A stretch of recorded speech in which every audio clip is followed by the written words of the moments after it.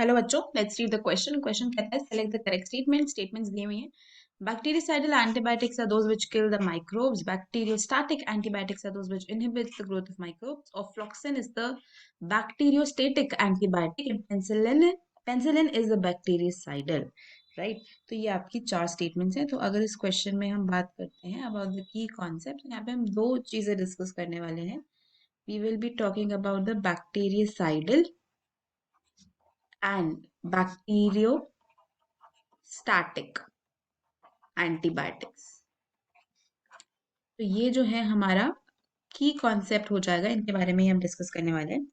देखो, bactericidal antibiotics वो होती हैं जो माइक्रोब्स को किल करती हैं, राइट. बैक्टीरियासाइडल क्या करती हैं? ये माइक्रोब्स को किल करती हैं. और बैक्टीरियोस्टैटिक कौन सी होती हैं? जो इनहिबिट करती हैं to the growth of microbes, right. They inhibit the growth of microbes. ये डिफरेंस है बेसिकली दोनों टाइप के एंटीबायोटिक्स में. अब जो बैक्टीरियासाइडल एंटीबायोटिक्स हैं ये किल कर देती हैं टारगेट माइक्रो ऑर्गेनिजम्स को. ठीक है, जैसे कि अमीनोग्लाइकोसाइड. इसका एग्जांपल क्या है? अमीनोग्लाइकोसाइड्स.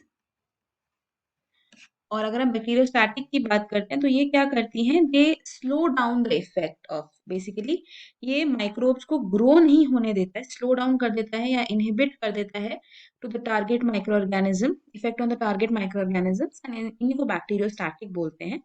और इसका एक एग्जाम्पल है टेट्रासाइक्लिन. ठीक है, tetracycline is one of the example of bacteriostatic antibiotic.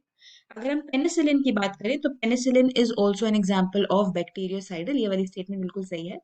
पहली वाली भी सही है, दूसरी वाली भी सही है, क्योंकि ये दोनों डेफिनेशंस ही हैं जो हमने यहाँ पे डिस्कस की. अगला है ऑफ्लॉक्सिन इज द बैक्टीरियोस्टैटिक एंटीबायोटिक. ये स्टेटमेंट इनकरेक्ट है क्योंकि ऑफ्लॉक्सिन एक बैक्टीरियोसाइडल है.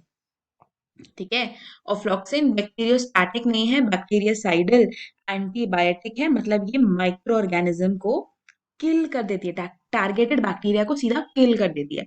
तो कौन कौन सी स्टेटमेंट आपकी यहाँ पे करेक्ट हुई? This was a multiple select type of a question. तो इस क्वेश्चन का जो करेक्ट आंसर है वो एक नहीं है, एक से ज्यादा है. Option A, B and D, ये तीनों ही स्टेटमेंट्स जो हैं वो करेक्ट हैं. So this is the final answer. Hope you understood it well. Best of luck.